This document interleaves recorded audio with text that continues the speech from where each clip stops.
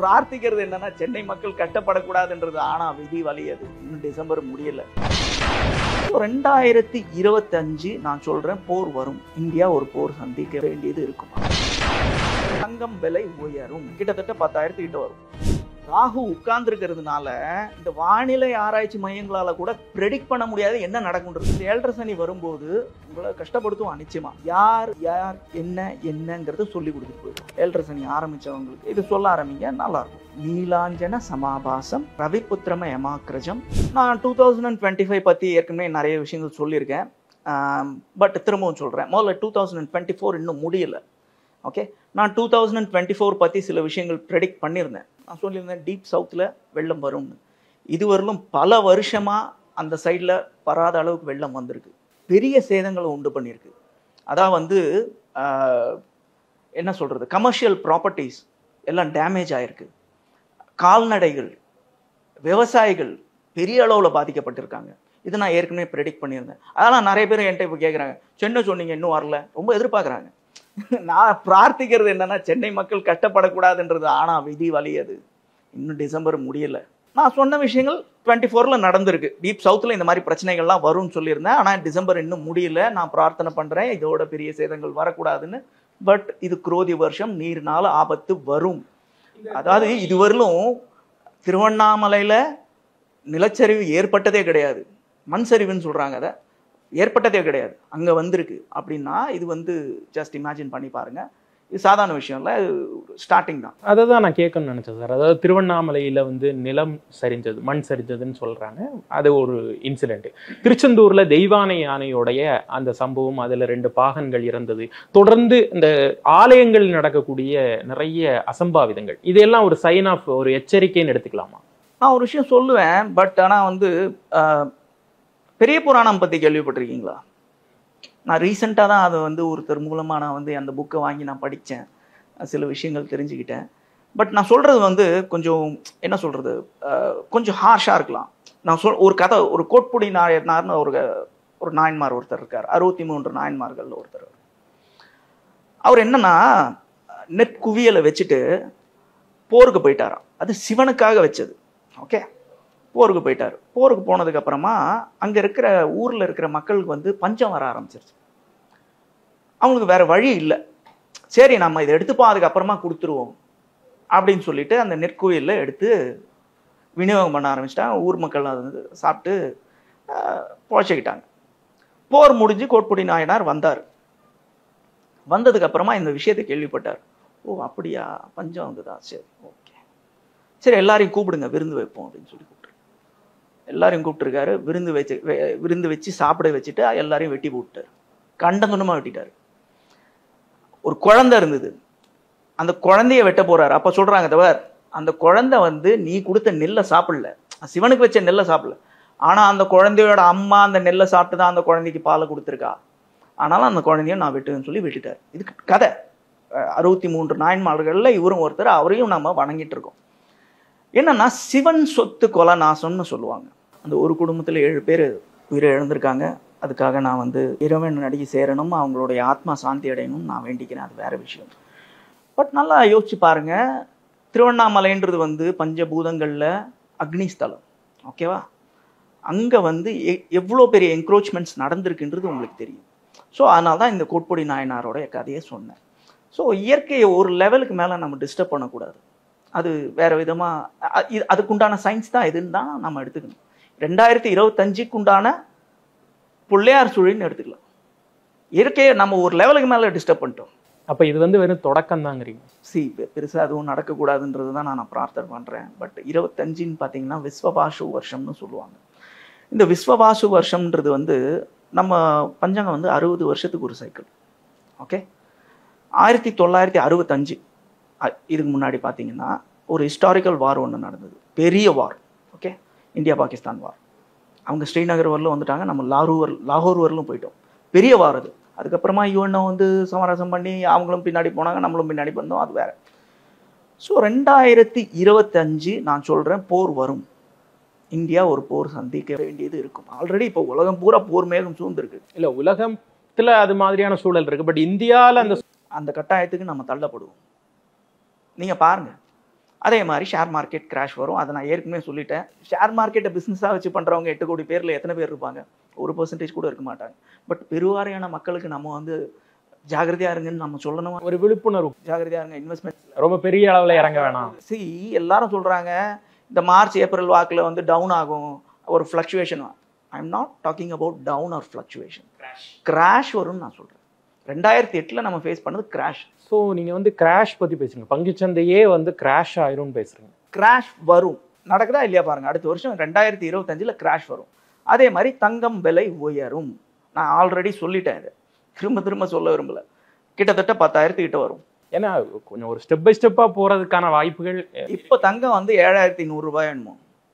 அடுத்த வருஷம் எப்பவுமே ஷேர் மார்க்கெட்ல கிராஷ் வரும்போது தங்கம் விலை உயரும். சார், இப்போ குரோதி வருடம் பற்றி நம்ம பேசுகிறப்ப ஜோதிடர்கள்லாம் என்ன சொன்னாங்கன்னா, குரோதி வருடம் அதே நேரத்தில் கும்பத்தில் சனி ஒரு டெட்லி காம்போ வந்ததுனால தான் நமக்கு வயநாட்டில் நம்ம சந்தித்தோம் நிலச்சரிவு, மக்களுடைய, ஏன்னா இதுவரை யாரும் கேட்டிராத ஒரு சம்பவம், ஒரு மலை சரிஞ்சு விழுந்துருச்சு அப்படிங்கிற மாதிரியான ஒரு சம்பவம்லாம் நம்ம இதுவரை இந்திய இதில் நம்ம கேட்டதில்லை. இதுக்கு முன்னாடி கும்பத்தில் சனி எப்போ உட்கார்ந்ததோ அப்போதான் தனுஷ்கோடி அழிஞ்சுது அப்படின்னாங்க. இப்போ விஸ்வவாசு என்ன மாதிரியான தாக்கத்தை ஏற்படும்? அதைத்தான் சொல்கிறேன். விஸ்வவாசு வருஷத்தில் நிச்சயமாக போர் வரும்.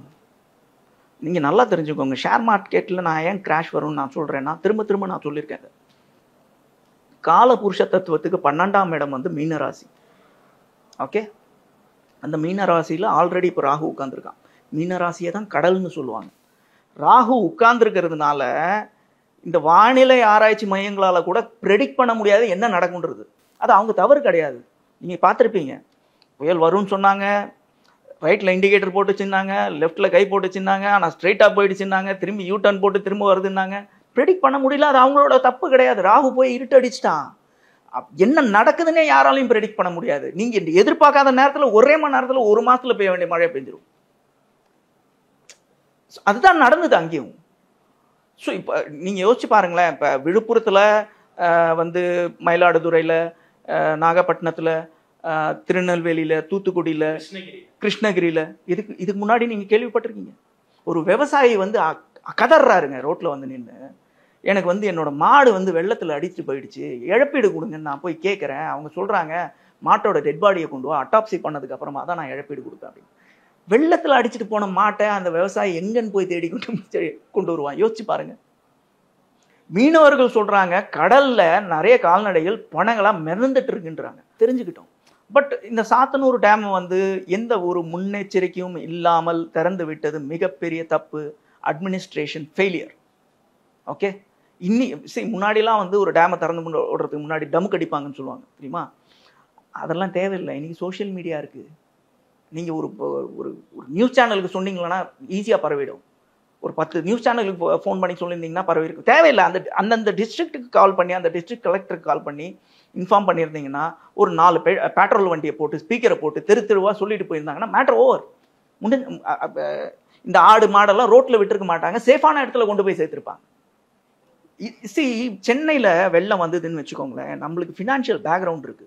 பட் நம்ம பழக்கப்பட்டோம். அது வந்து ஒரு 2-3 நாள்ல நம்ம இயல்பு நிலைக்கு வந்தோம். சென்னையில் இருக்கிற மக்களுக்கும் கிராமத்தில் இருக்கிற மக்களுக்கும் நீங்கள் ஒரு வித்தியாசத்தை புரிஞ்சுக்கணும். நம்மளுக்கு ஃபினான்ஷியல் பேக்ரவுண்ட் இருக்குது, நம்ம விழுந்தாலும் டக்குன்னு எழுந்து வந்துடுவோம். அவங்க அப்படி கிடையாது. அந்த மாட்டை வச்சு தான் அவனுக்கு பொழப்பு. 4 வீட்டுக்கு பால் போட்டு அதை வச்சு தான் பொழப்பு நடத்திட்டு இருப்பாங்க. அதுலேருந்து அவங்க மீண்டு வரத்துக்கு பல வருஷம் ஆகும். பட் அன்னைக்கு எந்த மீடியாவும் இதை வந்து பெருசாக காட்டலை, இருட்டடிப்பு செஞ்சுட்டாங்க. இப்படி ஒரு விஷயம் நடந்ததுன்றது வந்து நிறைய பேருக்கு இன்னும் தெரியாமலே இருக்கு. தெரிஞ்சாதானே அவங்க உதவி செய்யணும்னு நினைக்கிறவங்க கூட அந்த மக்களுக்கு உதவி செய்வாங்க. நம்ம தான் கொண்டு போய் சேர்க்கணும். ஸோ இது மாதிரியான சம்பவங்கள் 2025 தொடரும் அப்படிங்கிறீங்க? இல்லை, 2025 நான் வந்து வெள்ளம் சம்மந்தப்பட்ட விஷயத்தை பற்றி பேசலை. நான் வந்து விஸ்வவாசு வருஷம்ன்றது வந்து நிச்சயமாக வந்து 1965 ஷேர் மார்க்கெட் கிராஷ் வந்திருக்கு. நீங்கள் எடுத்து பாருங்கள், கூகுள் எடுத்து பாருங்கள். அதே மாதிரி 1965 போரில் நம்ம ஈடுபட்டோம். மிகப்பெரிய போர் அது, நம்மளால் தவிர்க்கவே முடியல. ஸோ அந்த மாதிரி ஆகிறதுக்கான சிச்சுவேஷன் இருக்குது. மேபி அது பங்களாதேஷாக இருக்கலாம், பாகிஸ்தானாக இருக்கலாம், சைனாவாக இருக்கலாம், whomever it is. ஆனால் போர் மேகங்கள் சூழ்ந்து நிற்கின்றன. ஆமாம், போரில் இந்தியா இன்வால்வ் ஆகிறதுக்கான சான்சஸ் நிச்சயமாக இருக்குது. சார், இப்போ வந்து ஒரு டோட்டலாக ஒரு பெரிய பர்ஸ்பெக்டிவ்ல நீங்கள் சொன்னீங்க, இந்த மாதிரி போர் இதெல்லாம் சாமானிய மனிதர்களுக்கு அன்றாடம் வாழ்க்கை நடத்துறவங்களுக்கு தங்கம் விலை உயர்றதே ஒரு அடிதான். இதை தாண்டி இந்த விலைவாசி காரியங்கள் இதெல்லாம் எப்படி இருக்கு? இது நான் ப்ராக்டிக்கலாக சொல்கிறேன், அஸ்ட்ராலஜிக்கல் ஃபேக்ட்ஸை விட்டுருங்க. ஜஸ்ட் இமேஜின் பண்ணி பாருங்கள். இப்போ சிரியா வந்து டோட்டலாக போராளிகள் கையில் போயிடுச்சு. சரி, ஜெயிச்சா போராளிகள், தோத்தா தீவிரவாதிகள். ஓகே, போராளிகள் கையில் போயிடுச்சு. அந்த அசாத் பஷார் அவர் வந்து தப்பிச்சு ஓடி போயிட்டார். அவர் ஈரானில் இருக்காரா ரஷ்யாவில் இருக்காரான்னு தெரில. ரஷ்யன்ஸ் அவங்களோட படைகளை என்ன சொல்கிறது ரிட்ரீட் பண்ணிட்டாங்க. ஸோ டோட்டல் மிடில் ஈஸ்ட் வந்து கொலாப்ஸ் ஆயிருக்கு. ஓகே, இப்போ ஆயிலோட ப்ரைஸஸ் வந்து ஆட்டோமேட்டிக்காக இன்க்ரீஸ் ஆகும். ஓகே, ஆயிலோட ப்ரைஸஸ் இன்க்ரீஸ் ஆச்சுன்னா ஜஸ்ட் இமேஜின் பண்ணி பாருங்க, நம்மளோட இண்டஸ்ட்ரீஸ் ஆயிலை நம்பி தான் இருக்கு. ஓகே, ஆயில் இல்லைன்னா நம்மளோட இண்டஸ்ட்ரீஸ் கிடையாது. அப்போ ப்ரொடக்டிவிட்டியோட காஸ்ட் வந்து இன்க்ரீஸ் ஆகும். ப்ரொடக்டிவிட்டியோட காஸ்ட் இன்க்ரீஸ் ஆச்சுன்னா விலைவாசி ஜாஸ்தி ஆகும். விலைவாசி ஜாஸ்தி ஆச்சுன்னா இன்ஃப்ளேஷன் ஜாஸ்தி ஆகும். ஸோ இதெல்லாம் நீங்கள் கனெக்ட் பண்ணி பாருங்க, ஷேர் மார்க்கெட்டில் எப்படி கிராஷ் வரும்ன்றது உங்களுக்கே தெரியும். இதை நான் ஒரு ஜோதிடனா சொல்லல, ப்ராக்டிக்கலாக நான் சொல்கிறேன். இன்னைக்கு இந்த போர் வந்து இப்போ முடிய போகிறது இல்லை. ட்ரம்ப் வந்ததுக்கு அப்புறமா இஸ்ரேல் இன்னும் உக்கிரமா தாக்குவாங்க ஈரானை, எழுதி வச்சுக்கோங்க. ஒட்டுமொத்தமாக இது எல்லாமே நமக்கு ஒரு சாமானிய மனிதனா இருந்தாலும் தமிழ்நாட்டில் ஒரு கடைக்கோடியில் இருந்தாலும் ஒரு தாக்கத்தை ஏற்படுத்தும் அப்படிங்கிறீங்க. ஏற்படுத்தும், நம்ம அதை தாண்டி வந்து தான் ஆகணும். அது வரக்கூடாதுன்னு பிரார்த்தனை பண்ணணும். பட் இருக்கிறது நான் சொல்கிறேன். 2025 பாசிட்டிவ் ஆஸ்பெக்ட்ஸ் பார்க்கலாம் சார். என்ன மாதிரியான ஒரு ஒரு பாசிட்டிவிட்டியை நோக்கி நம்ம நகர்ந்துகிட்டு இருக்கோம்? சரி, நீங்கள் எப்பவுமே ஷேர் மார்க்கெட்டில் ஒரு கிராஷ் வந்ததுன்னா இன்வெஸ்ட்மெண்ட் அப்போ பண்ணலாம். ஓகே, அந்த டைமில் இன்வெஸ்ட் பண்ணலாம். இன்வெஸ்டர்ஸ் கொஞ்சம் வெயிட் பண்ணணும், அவசரப்படக்கூடாது. எனக்கு தெரியும் திரும்ப வந்து இந்த ஷேர் மார்க்கெட் பிஸ்னஸாக பண்ணுறவங்கலாம் வந்து திரும்ப திட்ட போகிறாங்கன்றது எனக்கு தெரியும். பட் இன்வெஸ்டர்ஸ், பெருவாரியான இன்வெஸ்டர்ஸ்க்கு நம்ம வந்து ஒரு முன்னெச்சரிக்கையாக சொல்ல வேண்டிய விஷயங்கள் இருக்கு இல்லையா? வெயிட் பண்ணுங்க, அந்த டைமில் இன்வெஸ்ட் பண்ணலாம். இன்வெஸ்ட் பண்ணீங்கன்னா அது வந்து உங்களுக்கு பெரிய குரோத்தை கொடுக்கும். நாளைக்கு ஷேர் மார்க்கெட் எந்திரிக்கும் போது எப்படி இருந்தாலும் கீழே போனது திரும்ப மேலே வந்து தானே ஆகணும் இல்லையா? ஸோ அந்த டைமில் இன்வெஸ்ட் பண்ணலாம். இதெல்லாம் பாசிட்டிவான விஷயங்கள். மற்றபடி பெரிய பாசிட்டிவான விஷயங்கள்னு சொல்கிறதுக்கு எதுவும் இல்லை. ஆக்சுவலி வாயில் நெகட்டிவ் மட்டும்தான் வருமா அப்படின்னு கேட்காதீங்க, இருக்கிறத சொல்கிறேன். இப்போ இந்த ஷேர் மார்க்கெட் எல்லாம் ஜோதிடர்கள் வந்து கணிச்சு சொல்றதுக்கு சுக்கிரன் தான் மெயின் காரணம் இல்லை. ஆக்சுவலாக ஷேர் மார்க்கெட் வந்து சுக்கிரனும் சொல்லுவாங்க. சுக்கிரன் வந்து கலைத்துறைக்கு அதிபதி. ஷேர் மார்க்கெட்டுக்கு அதிபதி வந்து மெர்க்குரி. நான் ஏன் ஷேர் மார்க்கெட்டில் கிராஷ் வரும், அதுவும் இந்த டைமில் வரும்னு ஏன் சொன்னேன்னா, மெர்க்குரி வந்து காலபுருஷ தத்துவத்துக்கு 12ஆம் இடத்துல போய் நீச்சமாகி வக்கரமாகறான். அதுவும் வந்து அது விஸ்வவாசு வருஷம். யார் கூட சேர்றான்? சனியோடையும் ராகுவோடையும் சேர்றான். இந்த சேர்க்கை ரொம்ப டேஞ்சரஸ், என்ன சொல்றது, ரொம்ப பெக்யூலியரான சேர்க்கை அது. ஸோ அந்த நேரத்தில் பிரச்சனைகள் வரும். சார், இப்போ இந்த ஜோதிடம் வந்து ஒரு சயின்ஸா இன்னும் நம்ம வந்து ஒரு டூலா எடுத்துக்கலையா அப்படிங்கிற ஒரு கேள்வி இருக்கு. எடுத்துக்கலன்றது ரொம்ப வருத்தத்துக்குரிய விஷயம். நான் தான் இப்போ சொன்னேன் இல்லையா, இப்போ தானே இந்த ஸ்பேஸ் ரிசர்ச் சென்டர்லாம் வந்து நீங்கள் வந்து சூரிய கிரகணம் இப்போ வரும், சந்திர கிரகணம் இப்போ வரும், இந்த இத்தனை டிகிரியில் வந்து இந்த பிளானட் இருக்குது, இத்தனை டிகிரியில் இந்த பிளானட் இருக்குது அப்படின்றதெல்லாம் சொல்கிறீங்க. நீங்கள் வந்து 2008 நம்ம சந்திராயன் போய் சந்திரனில் ஆராய்ச்சி பண்ணி சொன்னதுக்கு அப்புறமா தான் சந்திரனில் தண்ணி இருக்குன்றதே இந்த உலகத்துக்கு தெரியும். அதுக்கு முன்னாடியே நம்ம சொன்னால் சந்திரன் வந்து ஒரு நீர் கிரகம்னு இல்லையா? அது வந்து இன்னும் நம்ம அதை ஒரு சயின்ஸாக எடுத்துக்கல, அதை பற்றி எக்ஸ்ப்ளோர் பண்ணலை, அதை வந்து ரொம்ப இழிவாக பேசுகிறோம் அப்படிங்கிறது வந்து ரொம்ப வருத்தத்துக்குரிய விஷயம். இப்போது ஜாதகத்தில் வந்து ஒரு சிக்கல் வருது அப்படின்னா பரிகாரமாக சில கோயில்களுக்கு போக சொல்லுவாங்க. இந்த மாதிரி இப்போது நல்லா இருக்கிறவங்களுக்கு பிரச்சனை இல்லை சார். இப்போ 7.5 சனியில் அடுத்து உள்ளே போகிற சில ராசிகள் நான் சொல்கிறேன். இப்போ மேஷ ராசி அவங்க வந்து 7.5 சனியை சந்திக்க இருக்காங்க, உள்ளே போகிறாங்க. நம்ம ஜென்ம சனிக்கு வர்றாங்க மீனம்.